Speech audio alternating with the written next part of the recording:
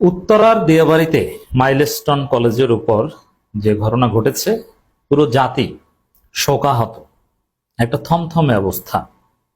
এই পরিস্থিতিতে আমিরে জামাত, বাংলাদেশের সবচেয়ে জনদরদী নেতা, তিনি সেখানে গিয়েছেন। আর আপনারা জানেন যে দেশের প্রাকৃতিক দুর্যোগ বা যে কোনো ঘটনায় জামাত শিবির তাদের সর্বোচ্চ উজাড় করে দিয়ে বিপদগ্রস্ত মানুষের পাশে থাকে। জামাত শিবির রাজনীতির একটা এজেন্ডাই হচ্ছে এটা। যে কোনো বিপদ আপদে শিবিরের ছেলেরা যে কি শৃঙ্খলা মেনটেন করতে পারে, রক্ত দেয় নিজে, এবং জামাতের নিজস্ব অনেক হসপিটাল, চিকিৎসা স্টাফ আছে, ইত্যাদি ইত্যাদি। তা আমিরে জামাত উত্তরায় একটা মেডিকেলে, উত্তরা আধুনিক মেডিকেলে আহতদের দেখতে গিয়েছেন। এই দেখতে যাওয়াটা অন্য 10 জনের দেখতে যাওয়ার মতো নয়। এই দেখতে যাওয়ার ওখানে ছাত্র দলের পান্ডারা গিয়েছিল, আমিরে জামাতের সাথে বেয়াদবি করেছে। যদিও শিবিরের ছেলেরা ছাত্র দলের পান্ডাকে পরাজিত করে আমিরে জামাতকে তার যে কার্যক্রম তিনি যে করতে গিয়েছেন সেটা করে আসতে দিয়েছে। ছাত্র দলের পান্ডারা ওখান থেকে পরাজিত হয়েছে। কিন্তু আমার কথা স্পষ্ট, ছাত্র দলের সভাপতি সহ যারা আমিরে জামাতের মতো একজন জনদরদী নেতার সাথে বেয়াদবি করেছে, তারেক রহমান যদি ওদের বিরুদ্ধে সাংগঠনিক ব্যবস্থা না নেন, ছাত্রদল ওই পান্ডাদের ভিডিও ছবি দেখে দেখে গিরায় গিরায় পেটানো হবে, আমি বলে দিলাম। আপনারা কি মনে করছেন আমরা শুধু বলি? না, আমিরে জামাতের সাথে বেয়াদবি রাজনৈতিক সমালোচনা হতে পারে, আমিরে জামাতকে নিয়ে ব্যঙ্গচিত্র করতে পারে। এই ছাত্রদলের পান্ডারা ভিডিও বানিয়েছে আমিরে জামাতকে নিয়ে, কি অসুস্থ হয়ে পড়েছে সেটা, যে ওরাও এরকম অভিনয় করে, অসুস্থ হয়ে পড়ে, তারপরে মানে ব্যঙ্গ করেছে, ট্রল করেছে। এটাও করুক, এটা অনলাইনে গালি দিক, সমালোচনা করুক, রাজাকার বলুক, বাক স্বাধীনতা আছে। আমিরে জামাতকে অসুস্থ হওয়ার ঘটনায় নাটকবাজ বলুক, আমরা এটাও মানব। এগুলো বিএনপি বলে, রাজনীতি এটাই, একে অপরের বিরুদ্ধে বলে। আমরা তারেক রহমানের বিরুদ্ধে বলি, শায়েখে চরমনায় তারেক রহমানের বিরুদ্ধে বলেন। কিন্তু যদি শায়েখে চরমনের সাথে আর তারেক রহমানের সাথে দেখা হয়, দেখবেন যে দুইজনকে বুকে জড়িয়ে ধরেছে, সালাম দিয়ে সর্বোচ্চ সম্মান দেখাবে। এটাই রাজনীতি, এটাই মানবিকতা, এটাই হিউম্যান নেচার। যে রাজনীতিতে প্রতিযোগিতা থাকবে, গালাগালিও থাকবে, কিন্তু যখন দেখা হবে দুইজন দুইজনকে জড়িয়ে ধরবে, সর্বোচ্চ সম্মান। এতটুকু যদি আপনি মেনটেন করতে না পারেন, তাহলে আপনার রাজনীতি করার কোনো অধিকার নাই। আর এই জায়গায় যে লিমিট ক্রস করবে, তাকে কোনো রাজনীতি করতে দেওয়া হবে না। এটা তরুণ প্রজন্ম নিশ্চিত করবে।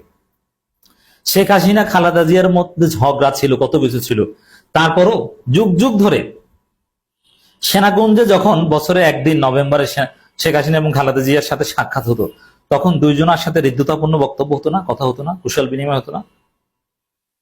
জামাতের সাথে আওয়ামী লীগের যে কি খারাপ সম্পর্ক ছিল, তারপরও আওয়ামী লীগ জামাতের নেতাদের যখন সাক্ষাৎ হতো, তখন হৃদ্যতাপূর্ণ আচার আচরণ আমরা দেখেছি না? এটা একদম মিনিমাম, বেসিক। কিন্তু ছাত্র দলের এই অশিক্ষিত গণ্ড মূর্খগুলো এতটাই নিচে নেমে গিয়েছে যে আমিরে জামাত, যাকে খালেদা জিয়া নিজে আলাদাভাবে রেসপেক্ট করেন, তারেক রহমান আলাদাভাবে রেসপেক্ট করেন, তার সাথে ছাত্র দলের ছেলেরা বেয়াদবি করেছে। ওখানে উপস্থিত শিবির নেতাকর্মীরা জানিয়েছে, ঢাকা মহানগর উত্তর বিভিন্ন শাখার শিবিরের নেতাকর্মীরা। একজন নেতার বক্তব্য আপনাদেরকে শোনাচ্ছি। আমিরে জামাত উত্তরা আধুনিক মেডিকেলে আহতদের দেখতে গেলে ছাত্র দলের নেতাকর্মীরা আমিরে জামাতের সাথে অসৌজন্যমূলক আচরণ করে এবং তাকে মেডিকেলে ঢুকতে বাধা দেয়। সেনাবাহিনী প্রধান, সেনাবাহিনীর কোনো গোপন ছেলে যদি আমিরে জামাত দেখতে যান, সেনাপ্রধানও আমিরে জামাতকে বাধা দিবেন না, বা বাধা দেওয়ার স্পর্ধা নাই। বর্তমান রাজনীতির বাস্তবতায় এতটা গুরুত্বপূর্ণ আমিরে জামাত। সেখানে, হ্যাঁ আমি বিস্তারিত আসছি, সেখানে ছাত্র দলের পান্ডারা আমিরে জামাতকে বাধা দিয়েছে, অসৌজন্যমূলক কথা বলেছে। অতএব আমরা বলছি এই আলোচনার মাধ্যমে, মির্জা ফখরুল, তারেক রহমান, খালেদা জিয়া যদি ওই পান্ডাদের চিহ্নিত করে সাংগঠনিক এবং আইনি ব্যবস্থা এটা হবে না আমরা জানি, কারণ এটা ফৌজদারি অপরাধ পর্যন্ত যায়নি, এটা বেয়াদবি পর্যন্ত। এজন্য সাংগঠনিক ব্যবস্থা যদি না নেয়, ওদের ছবি চিহ্নিত করে কোন ব্যবস্থা নিতে হয়, জামাত শিবিরের সাংগঠনভুক্ত লোকজন এটা করবে না। আমরা যারা সংগঠন করি না, কোনো দল করি না, এই সব বেয়াদবদেরকে কিভাবে শায়েস্তা করতে হয়, জনগণ শায়েস্তা করবে, জেনজি শায়েস্তা করবে, তরুণ প্রজন্ম শায়েস্তা করবে। ওদের কপালে বিপদ আছে, এটা স্বাধীন বাংলাদেশ, এটা কোনো বেয়াদবদের বাংলাদেশ না। এটা তারুণ্যের রক্তের উপর ভিত্তি করে জামাত শিবির সাদিক কায়েমদের প্ল্যানের ভিত্তিতে পরিকল্পনায় মেটিকুলাসলি ডিজাইন হাসিনা পতন আন্দোলনের ফলে প্রতিষ্ঠিত এই নতুন বাংলাদেশ। এখানে আমিরে জামাতের সাথে কোনো বেয়াদবি সহ্য করা হবে না। হ্যাঁ, আমিরে জামাতের নিয়ে ট্রল সহ্য করা হবে, আমিরে জামাতের সমালোচনা সহ্য করা হবে, আমিরে জামাতকে গালি সহ্য করা হবে, কিন্তু ফিজিক্যালি কোনো বেয়াদবি সরাসরি এটা সহ্য করা হবে না। ছাত্র শিবিরের জনশক্তিরা তাৎক্ষণিক আমিরে জামাতকে নিয়ে হসপিটালে ঢুকে এবং বাইরে নিরাপত্তার ব্যবস্থা করে। আপাতত তিনি হসপিটালের ভিতরে নিরাপদে আছেন।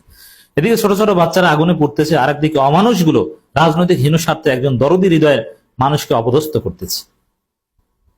তো ওদেরকে কারা এই কাজ করেছে আমরা আলটিমেটাম দেওয়া প্রয়োজনে, জাস্ট ওয়েট অ্যান্ড সি ওদের কি পরিণতি হয়।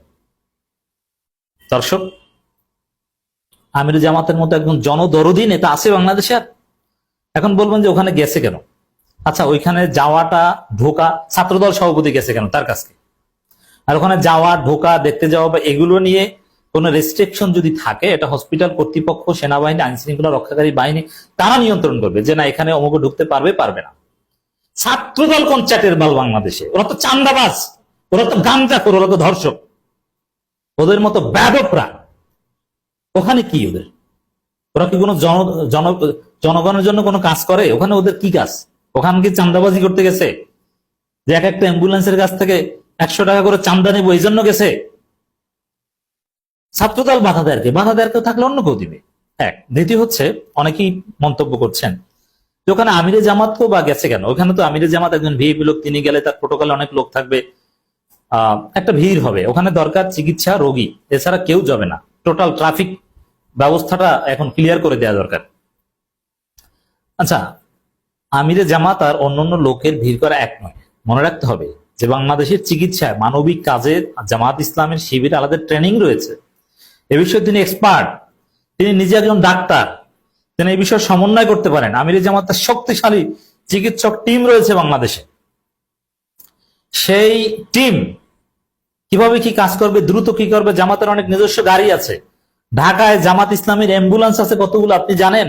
জামাতের নিজের টাকার অ্যাম্বুলেন্স, করোনার সময় দেখেছেন না, অ্যাম্বুলেন্স কিনে দিয়েছে, লাশের গাড়ি, কত কিছু। তিনি ওখানে আমিরে জামাত দেখতে, পলিটিক্যাল শো আপ করতে যাননি। তিনি এই মানবিক কাজে কিভাবে সমন্বয় করা যায়, পলিটিক্যাল পার্টি, সরকার সবাই মিলে কিভাবে সমন্বয় করা যায়, এগুলো করতে গেছেন। এবং আমি বিশ্বাস করি আমিরে জামাতের যে ওখানে দেখতে যাওয়া, এটা চিকিৎসা বা র্যাপিড রেসপন্সে আরো উপকার হবে।